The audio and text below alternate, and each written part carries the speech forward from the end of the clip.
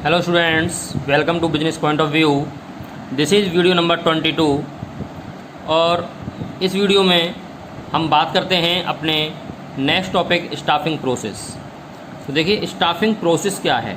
अभी आपने स्टाफिंग पढ़ा, स्टाफिंग क्या होता है, स्टाफिंग के इम्पोर्टेंस क्या हैं, लेकिन यहाँ पर हम देखते हैं स्टाफिंग की प्रोसेस क्या है, क्या प्रक्रिया है स्टाफिंग की। देखिए, इसमें सबसे पहले आता है आपका estimated man power requirement. It means हमें कितने व्यक्तियों की यहाँ पर आवश्यकता है काम करने के लिए। तो उसके लिए ये 3 पॉइंट्स में डिवाइडेशन करते हैं। पहला होता है वर्कलोड एनालिसिस। वर्कलोड एनालिसिस क्या करता है, पहले ये देखता है कितना काम है, काम कितना है, वो पूरा एनालिसिस, वर्क की जितनी भी एनालिसिस है वो सारी यहाँ पर की जाती है कि पहले हमारे पास कितना वर्क है और किस प्रकार का वर्क है। उसके बाद सेकंड एनालिसिस करते हैं work force analysis. It means उस काम के लिए हमारे पास कितने व्यक्ति हैं, उस काम के हमारे पास कितने एम्प्लॉय हैं, कितने लेबर हैं जो उस काम करने के लिए हमारे पास उपलब्ध है। उसके बाद फिर हम comparing both to find out requirement. उसके बाद हम क्या करते हैं, कंपेयर करते हैं दोनों पॉइंट्स में कि हमारे पास कितना वर्क है और उस वर्क को करने के लिए कितने व्यक्ति हैं। इट मीन्स कंपेयर करने के बाद हमें ये पता चलेगा कि हमारे पास इतने व्यक्तियों की आवश्यकता हमको और है, तो वहाँ से हम ये रिक्वायरमेंट निकालते हैं कि हमें कितने व्यक्तियों की अभी और आवश्यकता है, कितनी लेबर की हमें आवश्यकता है, कितने एम्प्लॉयज़ की हमें आवश्यकता है। तो वो हम यहाँ से फाइंड आउट कर सकते हैं मैन पावर रिक्वायरमेंट से। ओके, इसके बाद नेक्स्ट जो प्रोसेस होती है वो होती है हमारी रिक्रूटमेंट। रिक्रूटमेंट क्या है, ये रिक्रूटमेंट आपने सुना भी होगा। रिक्रूटमेंट क्या होता है, जब कोई भी ऑर्गेनाइजेशन, कोई भी फर्म अपने यहाँ वैकेंसी निकालती है कि हमारे यहाँ इस प्रकार के एम्प्लॉय की आवश्यकता है, ये क्वालिफ़िकेशन हमको चाहिए, इतने लेबर की हमें आवश्यकता है, उसके लिए ये नॉलेज स्किल होनी चाहिए, ये सभी चीज़ें वो निकालती है। उसको वो आप सोशल मीडिया के थ्रू भी निकाल सकती है। मान लीजिए फेसबुक पे उसने ऐड डाल दिया कि इतने एम्प्लॉय की आवश्यकता है, ये उसकी पोस्ट रहेंगी, ये उसकी सैलरी रहेगी।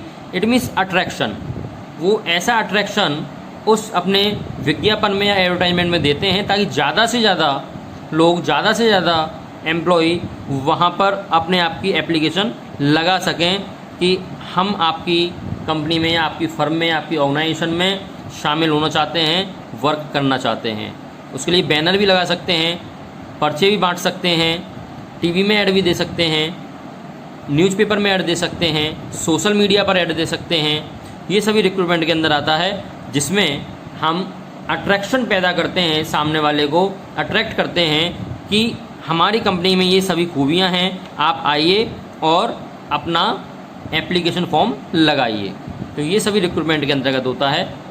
इसके बाद मान लीजिए बहुत सारी एप्लीकेशन आपके पास आ जाती हैं, आपने 2 पोस्ट के लिए वैकेंसी निकाली हैं और उसके लिए मान लीजिए लगभग 200 व्यक्तियों की एप्लीकेशन आ जाती है। उसके बाद हम क्या करते हैं, सो नेक्स्ट प्रोसेस होती है सिलेक्शन। नेक्स्ट प्रोसेस होती है सिलेक्शन। सिलेक्शन में क्या करते हैं, यहाँ पर सिलेक्ट किया जाता है, यानी कि 200 व्यक्ति जो हमारे पास आए हैं या लेबर ग्रेड आया है, उस 200 में से हम क्या करेंगे, उनका इंटरव्यू लेंगे, उनकी नॉलेज स्किल्स टेस्ट करेंगे। उसके आधार पर हम जो बेस्ट नॉलेजेबल व्यक्ति होगा या बेस्ट नॉलेजेबल एम्प्लॉय हमारे काम को करने के लिए होगा, उसको हम सिलेक्ट करेंगे। इसको हम एक नेगेटिव प्रोसेस भी मानते हैं। क्या मानते हैं, नेगेटिव प्रोसेस भी मानते हैं। क्यों मानते हैं नेगेटिव प्रोसेस भाई? नेगेटिव प्रोसेस इसलिए मानते हैं क्योंकि मान लीजिए हमारे पास 200 व्यक्तियों की एप्लीकेशन आई, लेकिन पोस्ट हमारे पास केवल 2 हैं, ओनली 2, केवल 2 व्यक्ति हमें सिलेक्ट करने हैं। इट मीन्स 198 व्यक्तियों को हमने क्या कर दिया, रिजेक्ट कर दिया। तो इसलिए वो क्या है, नेगेटिव प्रोसेस के अंतर्गत भी ये सिलेक्शन को हम नेगेटिव प्रोसेस के नाम से भी जानते हैं, क्योंकि यहाँ पर जो हमें बेस्ट अपने काम के लिए लग रहा है, जिसकी नॉलेज स्किल्स क्वालिफिकेशन हमारे वर्क के अकॉर्डिंग मैच कर रही हैं, केवल उन्हीं को ही हम सिलेक्ट करेंगे और बाकी सभी को रिजेक्ट कर दिया जाएगा। ये सिलेक्शन प्रोसेस है। नेक्स्ट आती है आपकी प्रोसेस में प्लेसमेंट एंड ओरिएंटेशन। देखिए, प्लेसमेंट तो आप जानते ही हैं, प्लेसमेंट मीन्स जॉब देना। जो व्यक्ति आपने सिलेक्ट कर लिए हैं उनको आप प्लेसमेंट करेंगे, जॉब को ऑफर कर देंगे कि आइए आप हमारे यहाँ पर जॉब कर सकते हैं, यू आर सिलेक्टेड।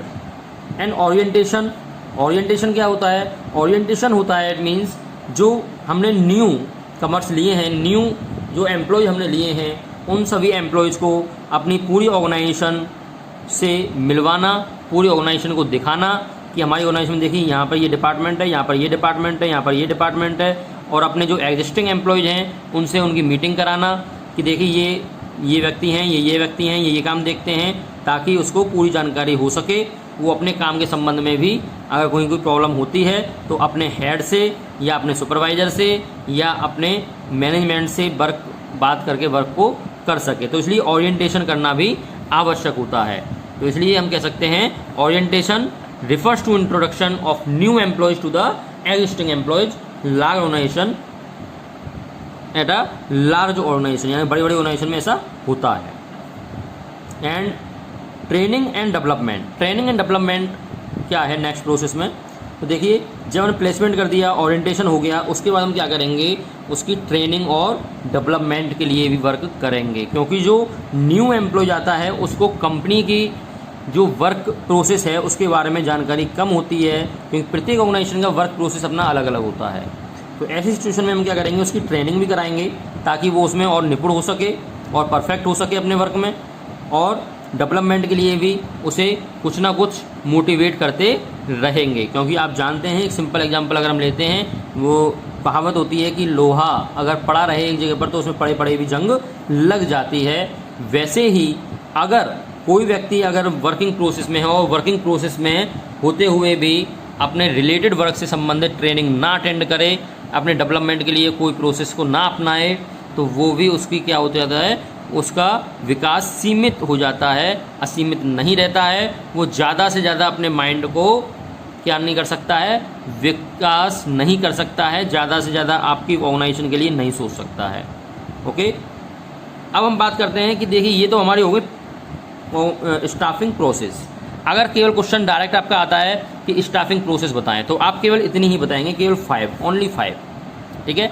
लेकिन अगर मान लीजिए आता है small organization, for small organization, अगर आपकी छोटी ऑर्गेनाइजेशन है, it means if no HRM department includes, उसमें अगर HRM डिपार्टमेंट इंक्लूड नहीं है, क्योंकि जो स्मॉल ऑर्गेनाइजेशन होती हैं उसमें HRM डिपार्टमेंट इंक्लूड नहीं होते हैं, वहाँ पर जो मैनेजर होता है, जो मैनेजर ही सभी फंक्शनों को परफॉर्म करता है, वहाँ पर HRM डिपार्टमेंट की आवश्यकता नहीं होती है, क्योंकि बहुत छोटी ऑर्गेनाइजेशन होती हैं।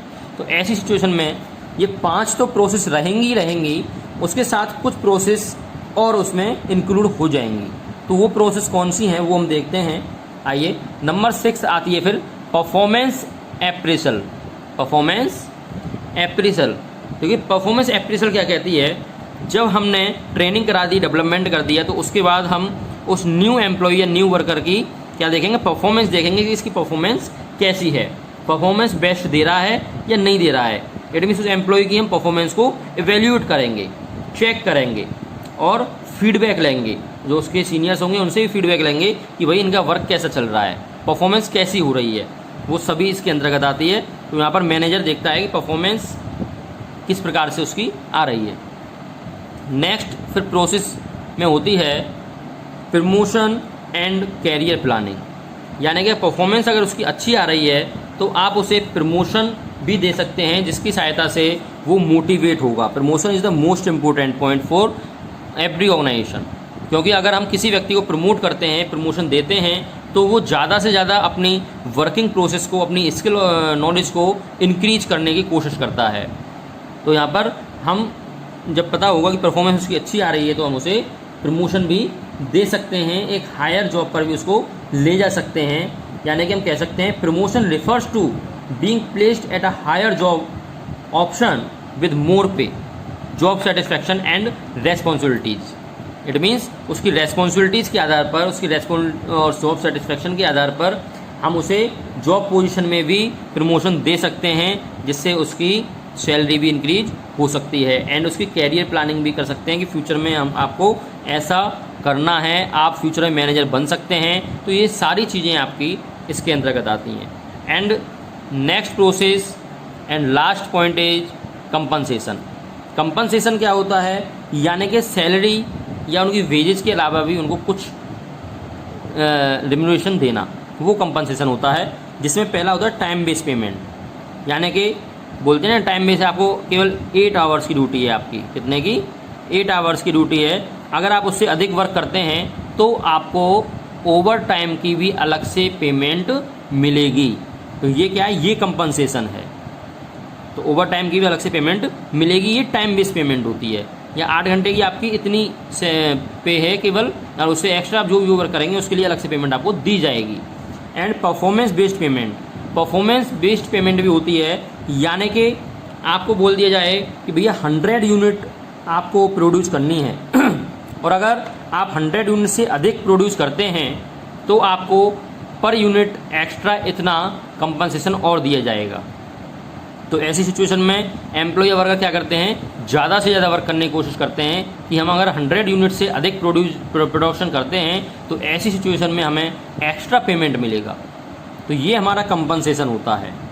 ओके, तो ध्यान रहे, अगर स्टाफिंग प्रोसेस का आपका क्वेश्चन आता है तो ऐसी सिचुएशन में 5 पॉइंट तो आपके स्टार्टिंग के हैं ही। उसके बाद में आप लिख सकते हैं if small organization it means no HRM department include, so this process includes, यानी कि उसमें आप 6, 7, 8 यानी कि 3 पॉइंट्स को और इंक्लूड करके शो करा सकते हैं।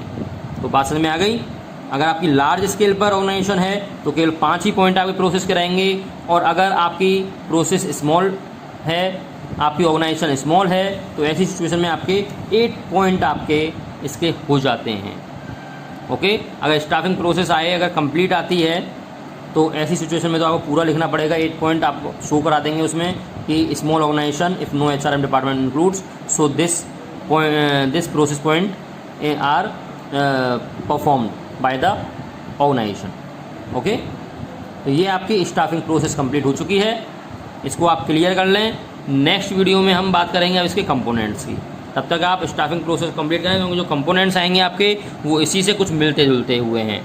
Okay, thank you so much.